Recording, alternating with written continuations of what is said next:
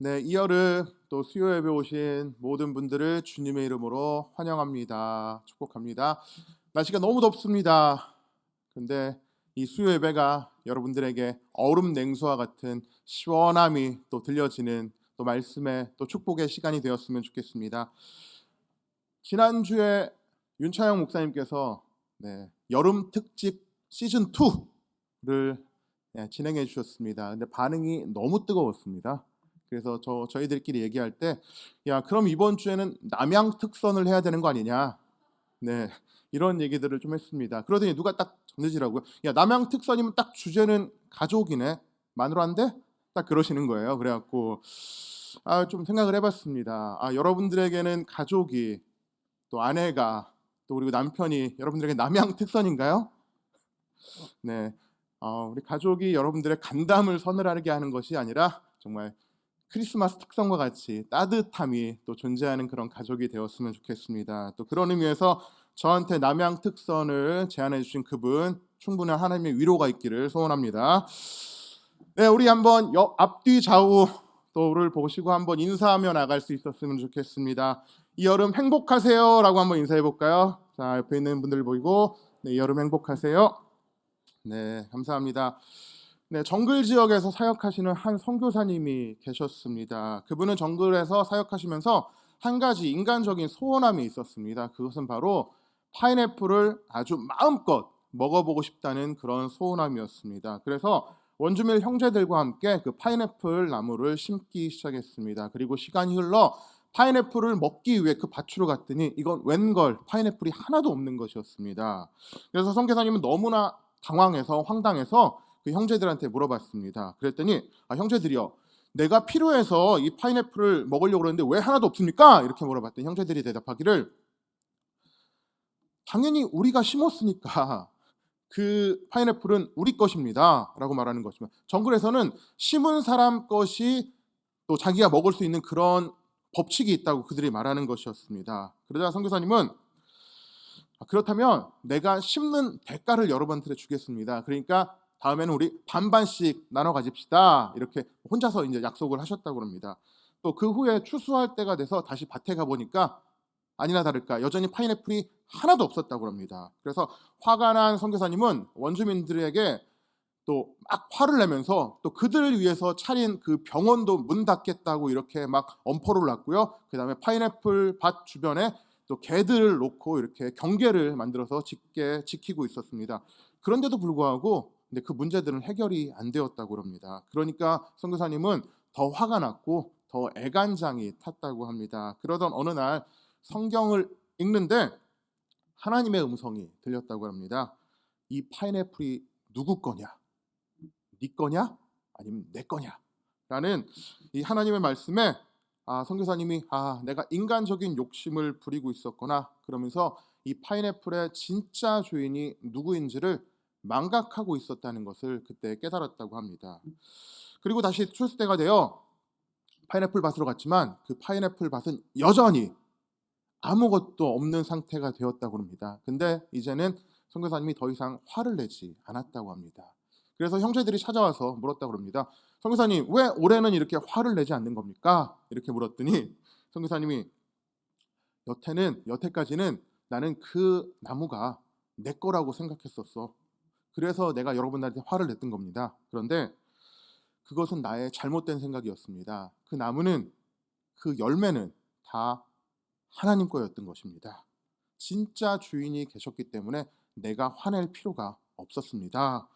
라고 대답했다는 것입니다. 여러분, 그 후에 이 선교사님은 어떻게 되었겠습니까? 파인애플을 먹을 수 있었을까요? 아니면 계속해서 못 먹었을까요? 네. 이것은 여러분의 상상에 맡기도록 하겠습니다. 근데 여기서 제가 말씀드리고 싶은 것은 한 가지 좀 생각해 보고 싶은 것은 다른 것들이 아니라 처음에는 단순히 그냥 파인애플 하나를 먹고 싶다는 욕구로 출발했었습니다. 그런데 시간이 지나자 내가 투자했으니까 내가 심었으니까 이 소유는 내 거야 라는 마음이 우리 선교사님한테 강하게 들었다는 것입니다. 그렇기 때문에 그거에 대해 소유를 주장하고 있었던 것이 선교사님이었다는 것입니다. 아니 뭐야, 그 당연한 말 아니야? 라고 생각하시는 분들이 분명히 계실 것입니다. 우리는 일반적으로 그래 생각하니까요. 그런데 오늘 저희가 함께 읽은 성경 말씀에서는 그것이 당연하지 않다라고 지금 우리에게 말씀하고 있는 것입니다. 그래서 이것이 좀 우리에게 충돌이 되는 지점이라는 것입니다. 여러분, 우리는 한국 사회를 살아가면서 원인과 결과의 법칙, 인과 율의 법칙을 우리는 진리처럼 따르고 있습니다. 공부를 열심히 해서 시험을 잘 봤으니 좋은 것에 취직해야 돼. 이건 당연한 거야. 아니, 이것은 공정한 거야. 이렇게 생각하는 것이 우리의 일반적인 생각이라는 것입니다. 물론 요즘에는 조금씩 다른 생각들이 등장하고 있는 것도 사실입니다. 하지만 이런 사고에는 안타깝게도 예수님이 들어갈 자리가 없다는 것입니다. 복의 문제에도 마찬가지입니다. 내가 복을 받을 만한 일을 했기 때문에 그 복의 열매를 따먹는 것은 괜찮아, 당연한 일이야 라고 생각하는 것, 혹은 그 복을 얻기 위해서 정말로 열심히 구복 활동을 해야 된다는 것, 이것이 바로 우리의 일반적인 생각이라는 것입니다.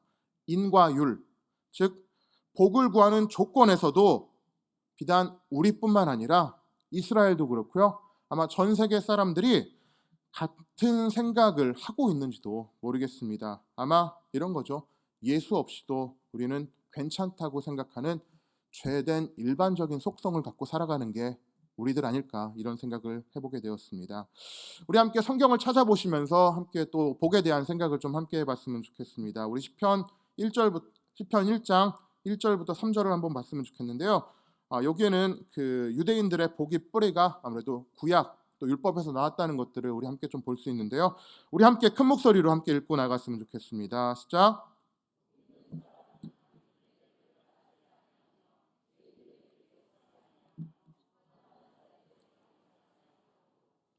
오직 율법을 여호와 그의 율법을 주야로 묵상하는도다.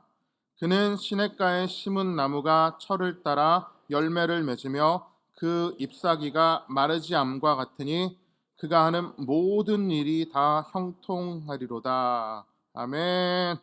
그냥 읽기만 해도 입꼬리가 쭉 올라가는 또 그런 또 성경 구절이 아닌지 모르겠습니다. 여러분들, 유대인들 보면 그 복의 뿌리를 율법, 즉 구약의 근거를 두고 있는 것을 우리는 성경을 통해 알 수가 있습니다. 그리고 또 율법은 신이 주시는 내적인 평안함을 계승하는 것, 이것을 율법을 통한 복이라고 그들은 생각했던 것 같습니다. 즉 의로움, 죄사함, 경건함 등등등 율법을 통해 내게 주어지는 내재적인 것, 이런 것들을 이스라엘 사람들은 또 복이라고 생각했던 것 같습니다. 그래서 이 복을 얻기 위해서 무엇을 했죠? 주야로 율법을 묵상하는 것, 불철주야로 하나님 말씀을 매달리기 시작하는 것, 이들이 복을 얻는 구복 행위였던 것입니다. 그러다가 이들이 가장 어두운 시기라고 일컬어질 수 있는 포로기, 또 그리고 이후에 또 암흑기 400년 동안 이스라엘은 복에 관한 이해가 조금씩 바뀌어 나가기 시작합니다. 아니, 그냥 무섭게 변해갔습니다. 어떻게 변했냐면 이때 등장한 것이 바로 바리새인입니다. 그리고 율법주의가 등장을 했습니다. 여러분, 율법주의자들의 생각이 무엇인가요? 바로 말씀을 지켜야지만, 말씀대로 살아야지만 구원을 얻는다였습니다. 다시 말해, 율법을 지켜야지만 구원이라는 복을 얻을 수 있다라고 말하는 것이 바로 율법주의자들의 말이었던 것입니다. 복을 얻으려면 어떻게 해야 돼요? 율법을 지켜야만 한다, 이렇게 생각했던 것들이죠. 그러니까 복이라는 것이 조건절이 되어버렸던 것입니다. 이런 사고가 당시 이스라엘에는 아마 팽배했던 것처럼 보입니다. 이런 팽배한 사고 가운데서 오늘 예수님께서는 산상설교를 시작하시는 것입니다. 여러분, 산상설교의 첫 번째 청자가 누구인가요?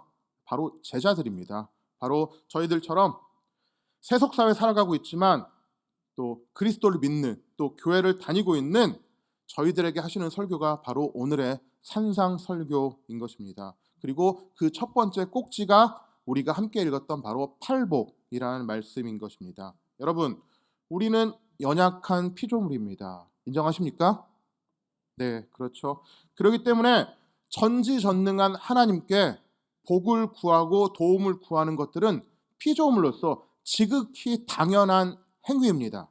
그런데 문제는 복의 근원이자 우리에게 복을 주실 수 있는 그 하나님을 신앙하면서 그분께 복을 구하는 것, 이건 문제가 되지 않을 것입니다. 그런데 오직 복을 얻기 위한 수단만으로 하나님을 삼는 것들, 방편으로 삼아 신앙하는 것들, 우리는 이것을 문제라고 계속해서 말하고 있습니다. 다시 말해 볼까요? 복은 내가 원한 어떤 것을 목적하는 것이 아니라 복의 근원이신 하나님을 바로 복이라고 여기는 것인데, 그것이 보이지 않고, 하나님은 보이지 않고 단지 목적인 그 복의 열매만 보인다고 말하는 것입니다. 우리는 이것을 일컬어 여러분들 잘 알고 계시는 기복주의, 우린 이렇게 말하는 것들입니다. 사실 성경은 줄기차게 이 기복주의 신앙에 대해서 이것은 성경에 말하는 게 아니야 라고 우리에게 여러 번 경고를 했었습니다. 그리고 예수 그리스도의 복음만이 우리 신앙의 주제이자 핵심이야 라고 우리에게 계속해서 들려주었습니다. 중요한 것은 예수를 믿어 복을 받는 것이 아니라 복음 안에 하나님과 새로운 관계를 맺고 이 땅을 살아가는 것이 바로 복이라는 것을 성경에서는 계속해서 우리에게 알려주고 있다는 것입니다. 다시 말해볼까요? 예수 믿어 복을 받는 것, 이게 중요한 것이 아니라 예수 믿는 것 그 자체가 우리에게 복이라는 것입니다. 뿐만 아니라 그 복음 안에서 새로운 하나님과 새로운 관계가 돼서 이 땅을 행복하게 살아가는 것, 이것이 바로 성경에서 말하고 있는 복이라는 개념이라는 것들입니다.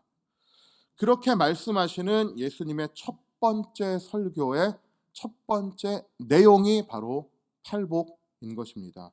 심령이 가난한 자로 시작해서 의에 줄이고 박해받는 자까지 이르는 8가지의 행위를 쭉 나열한 것, 이것은 우리는 팔복이라고 표현하는데요. 우리는 이 표현을 자칫 잘못하면 복 받는 자는 뭐뭐뭐 해야 한다라고 복을 받기 위한 조건절로 우리가 오해할 수가 있습니다. 심령이 가난한 자는 복이 있나니 천국이 그들의 것이며 해서 천국 복을 받으려면 심령이 가난해야만 해 라는 것을 우리는 본성적으로 그렇게 읽고 해석한다는 것입니다. 그러나 오늘 본문에서는 복을 받는 조건, 또 그리고 복을 받는 자격을 나열한 것이 아닙니다. 그다음에 우리 이 팔복 바로 전에 있었던 게 예수님 사건들이 몇 가지 나오는데요. 또 그것들을 보면서 다시 한번 깊게 좀 볼 수 있었으면 좋겠습니다. 우리 마태복음 4장 15절부터 17절까지 말씀인데요. 우리 좀 함께 같이 읽어봤으면 좋겠습니다. 시작. 스불론 땅과 납달리 땅과 요단강 저편 해변길과 이방의 갈릴리여, 흑암에 앉은 백성이 큰 빛을 보았고 사망의 땅과 그들의 앉은 자들에게 빛이 비치었도다 하니라. 이때부터 예수께서 비로소 전파하여 이르시되 회개하라, 천국이 가까웠느니라 하시더라. 아멘. 흑암에 앉아있는 백성들에게 빛이 찾아왔고 사망의 땅과 그늘에 앉아있는 자들에게 빛이 비추었다고 말씀하고 있습니다. 다시 말해서 빛이 그들을 찾아간 것입니다. 그들이 빛을 찾아온 게 아니라고 분명히 말씀하고 있습니다. 우리 아래에 있는 구절 한 번 더 봤으면 좋겠습니다. 23절부터 25절까지인데요. 한 번 더 같이 큰 목소리로 읽겠습니다. 시작. 예수께서 온 갈릴리에 두루 다니사 그들을 회당에서 가르치시며 천국 복음을 전파하시며 백성 중에 모든 병과 모든 약 고치시니 그의 소문이 온 수리아에 퍼진지라. 사람들이 모든 앓는 자 곧 각종 병에 걸려서 고통당하는 자, 귀신 들린 자, 간질하는 자, 중풍병자들을 데려오니 그들을 고치시더라. 갈릴리와 데가볼리와 예루살렘과 유대와 요단강 건너편에서 수많은 무리가 따르니라. 아멘. 여러분, 우리가 함께 읽은 본문에서 등장하는 사람들이 누구인가요? 바로 각종 병에 걸려 고통당하는 자들이 등장하고 있습니다. 귀신 들린 자, 간질하는 자, 중풍병자 등 외적으로는 너무너무 불쌍해 보이는 사람들이 등장을 합니다. 누군가의 도움이 절실히 필요한 사람들, 복음이 필요한 사람들, 아니 예수님이 아니면 안 되는 사람들이 등장하는 것입니다. 그리고 이들에게 예수님께서는 오늘 복음을 선포하고 계시는 것입니다. 그리고 이 무리들이 예수님을 따랐고 이들을 보시고 산에 올라가셔서 예수님께서는 오늘의 복에 대한 내용을, 팔복의 말씀을 전하고 계시는 것입니다. 여러분, 마태복음은 유대인을 위해 기록된 성경입니다. 여러분, 유대인이 누구죠? 하나님을 믿는 사람들입니다. 하나님을 믿는 그 사람들에게 하나님의 말씀을 전하기 위해 기록된 책이 바로 마태복음입니다. 그래서 마태복음에는 총 5편의 설교가 의도적으로 실려 있습니다. 그리고 그 설교를 통해 그동안 우리가 진리라고 생각해왔던 모세오경을 대체하려고 하는 의도를 가지고 마태복음이 제작되었습니다. 그리고 그 첫 번째 설교가 바로 산상수훈인 것입니다. 여러분, 유대인들이 산에 올라가서 말씀을 들었다라고 들었을 때 가장 먼저 떠올리는 장면들이 뭐라고 생각하십니까? 네, 열의 9은 10중 8구죠. 바로 유대인들은 시내산에 올라가 모세가 하나님께로부터 율법을 받는 그 장면을 생각하고 있었을 것입니다. 그렇기 때문에 마태는 의도적으로 지금 그 장면을 연상시키고 있는 것입니다. 그래서 산에 올라가서 선포하시는, 새로운 율법을 선포하시는 예수님을 지금 말씀하고 있는 것들입니다. 그렇기 때문에 예수가 지금 말씀하려고 하시는 그 율법은, 그 복은 원인과 결과, 다시 말해서 인과 율이 될 수 없다는 것입니다. 따라서 예수님이 말씀하시는 팔복에는 자격과 조건이 필요하다고 지금 우리에게 말씀하시려고 그러는 것들이 아니라는 것입니다. 여러분, 그렇기 때문에 심령이 가난한 자, 이것은 조건이 될 수가 없습니다.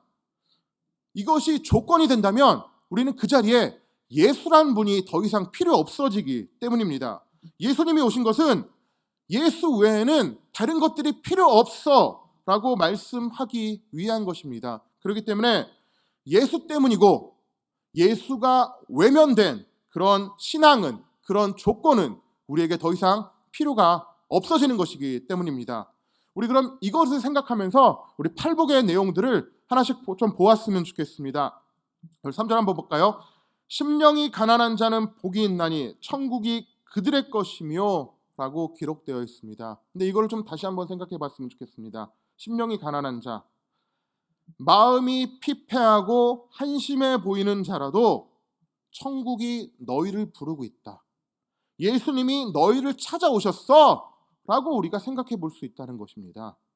애통하는 자는 복이 있나니 그들이 위로를 받을 것이며, 눈물 흘리는 거, 우는 거 말고는 아무것도 할 줄 모르는 너에게도 예수님은 찾아오셨어 라고 말씀하시는 것입니다. 온유한 자는 복이 있나니 그들이 땅을 기업으로 받을 것이며, 너의 그 처지 때문에, 너의 그 실력 때문에, 너의 그 자격 때문에 큰 소리 칠 수 없고 성질 부릴 수 없고 맨날 져야만 하는 그 알량한 처지가 너이지만, 그럼에도 불구하고 예수님은 너랑 함께 하실 거야 라고 오늘 또 말씀하시는 겁니다. 의에 줄이고 목마른 자는 복이 있나니 그들이 배부를 것이며, 원통하고 답답해서 어디 하나 호소할 곳 없고 하나님의 공의와 정의에만 기댈 수밖에 없지만, 그럼에도 불구하고 너는 예수로 인해서 충분해질 거야. 긍휼히 여기는 자는 복이 있나니 그들이 긍휼히 여김을 받을 것이며, 너무나 한심하고 주눅들어 사는 인생이지만, 그래서 불쌍히 여기고 가엾게 여겨지는 것이 너의 인생이지만, 그런 너에게도 예수님은 오셔서 너를 안아주실 거야. 마음이 청결한 자는 복이 있나니 그들이 하나님을 볼 것이며, 유리같이 깨끗해서 아무런 생각도 없이 살아가는 너이지만 그런 너에게도 예수님은 찾아가실 거야. 화평케 하는 자는 복이 있나니 그들이 하나님의 아들이라 일컬음을 받을 것이며, 소란을 피우면 안 되는 신분이라서, 분란을 일으키면 안 되는 상황이라서 있는 듯 없는 듯 조용히 살아가는 투명인간 같은 존재가 바로 너이지만 그런 너에게도 예수님은 찾아오실 거야. 너는 천국을 볼 수 있을 거야. 의를 위하여 박해받는 자는 복이 있나니 천국은 그들의 것이며, 거친 상황에서 하나님이 아니면 아무것도 할 수 없는 너란 인생 가운데도 예수님은 찾아가실 거야. 그 예수님은 함께 하실 거야. 그 예수님이 너에게 하나님 나라를 선물하실 거야 라고 오늘의 팔복은 우리에게 말씀하고 있는 것입니다. 여러분, 조금 억지스러운 해석일 수도 있습니다. 하지만 이 해석을 통해 제가 여러분들에게 드리고 싶은 말씀은 한 가지입니다. 우리가 무엇을 해야 예수님이 우리에게 찾아오시는 것이 아닙니다. 우리가 아무것도 아닐지라도, 아니 예수님이 없이는 아무것도 할 수 없는 존재일지라도 예수님은 우리에게 찾아오시고 그 예수님으로 말미암아 우리는 천국을 소유할 수 있다는 것입니다. 우리의 무엇이 아닌 예수님 그 자체가, 예수님만이 우리에게 조건이 되어야 한다는 것, 이것을 오늘 팔복은 우리에게 말씀하고 있는 것입니다. 그럼 반대로 팔복이 말하는 천국을 소유할 수 없는 사람은 누구일까요? 네, 당연히 반대되는 사람일 것입니다. 어떤 사람이요? 바로 나는 자격을 갖추고 있어 라고 생각하는 사람들일 것입니다. 나는 결과를 얻는 것이 당연해 라고 여기는 사람들일 것입니다. 우리의 신앙은 계속해서 우리가 한 일에 대한 대가를 얻는 것을 바람직하다, 정당하다, 아니 그 대가를 꼭 얻어야 해 라고 말할 수도 있습니다. 하지만 여러분, 기독교는 그런 종교가 아닙니다. 그런 생각을 하고 계시다면 빨리 벗어날 수 있는 은혜가 있었으면 좋겠습니다. 내가 조건이 되는 것, 내가 이유가 되는 것, 우리는 이것을 한마디로 죄라고 표현한다는 것입니다. 하나님이 아닌 내가 조건이 되는 것, 내가 이유가 되는 것, 이거보다 큰 죄가 어디 있겠습니까? 여러분, 하나님을 떠나 독립했던 죄성으로부터 빨리 돌아오는 은혜가 우리 모두에게 있기를 간절히 축원드립니다. 우리 두 번째로 또 팔복이 우리에게 전하는 두 번째 특징은 바로 복이란 하나님과 행복한 관계에서 있다는 것들을 말하고 있습니다. 여러분, 오늘 사실 팔복에서 복이 있나니 라고 이 번역된 헬라어 단어 마카리오스는 복되다 라는 뜻을 가지고 있습니다. 그와 더불어 몇 가지 뜻을 더 가지고 있는데요, 바로 해피 또는 blessing이라는 뜻을 가지고 있는 단어입니다. 바로 그렇기 때문에 공동 번역이라는 번역서에서는 또 팔복을 다음과 같이 번역했습니다. 우리 한번 3절부터 10절까지인데요, 한번 앞에 있는 스크린을 보시고 우리 같이 한번 읽어봤으면 좋겠습니다. 시작. 마음이 가난한 사람은 행복하다. 하늘나라가 그들의 것이다.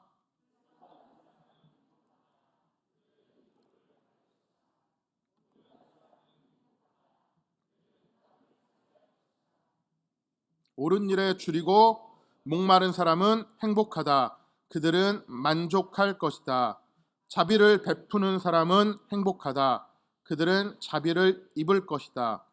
마음이 깨끗한 사람은 행복하다. 그들은 하나님을 뵙게 될 것이다. 평화를 위하여 일하는 사람은 행복하다. 그들은 하나님의 아들이 될 것이다. 옳은 일을 하다가 박해받는 사람은 행복하다. 하늘나라가 그들의 것이다. 아멘.